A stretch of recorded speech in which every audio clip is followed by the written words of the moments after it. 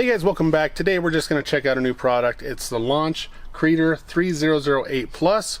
I did a video on one, I don't know, 3-4 years ago. It's kind of a great tool just for code scans.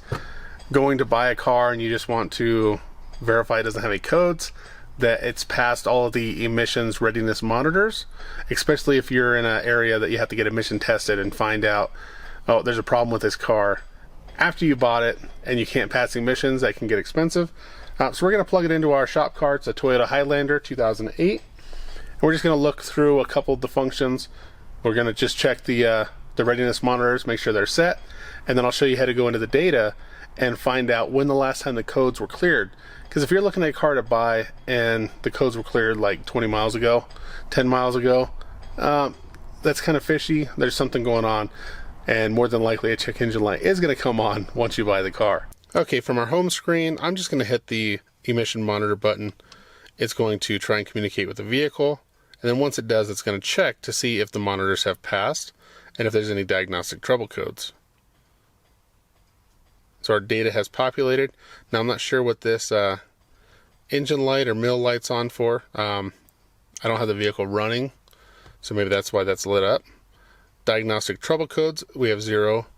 Pending trouble codes, 0. It says ignition spark. I'm not sure what that's for, but our monitors here have green check marks next to them. Now the ones that have the circle with a line through it, those are monitors that do not apply to this vehicle. Let's go ahead and go back. And we're going to go into the Diagnose tab. So that first button is just a quick, I want to look at the monitors and see if everything is passed. If you're on your way to get your emission test and you want to make sure everything has passed, just a quick button, it populates the data.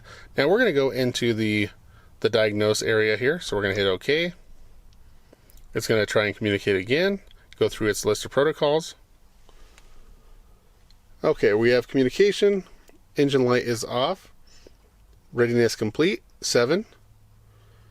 Code 0, readiness not complete, 0, not supported, 3, and we have 53 data PIDs we can look at. Let's go to data stream, view all items, and we're going to scroll through this list to see if this vehicle will tell us how far or how many key cycles since codes are cleared, and then maybe a distance. Now I did go into the setup and change this to imperial units. It was on metric. So we got fuel trim numbers, RPM, vehicle speed. Now we're in the shop, we're not moving, the engine's not running, so those are 0. So distance traveled while the malfunction indicator lamp is active, 0. Because I don't have any codes, that should be 0. Number of warm-ups since the diagnostic trouble codes were cleared, 255. This is our shop runaround vehicle, so it has lots of startups, but 255 is the max.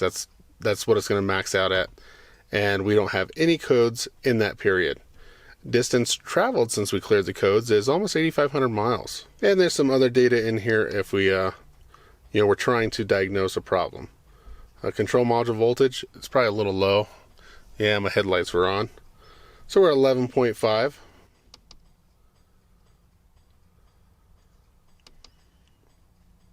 This should be our last page. Yep.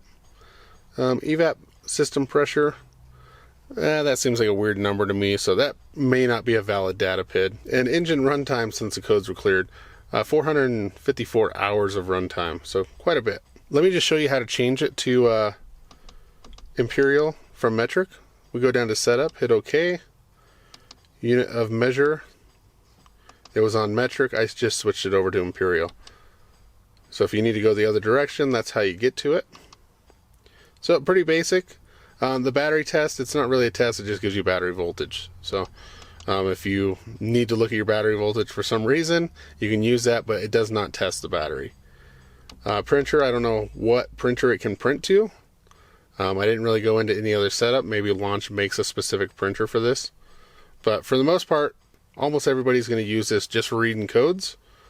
And easy to diagnose problems that don't need a high power scanner. So you're going to either use the monitor button, the emission monitor, or you're just going to use the diagnose up here. I think that's about it. Pretty simple product, fairly inexpensive, and seems to do what it's supposed to do. If you guys have any questions or comments, put those down below. Thanks for watching, and I'll see you next time.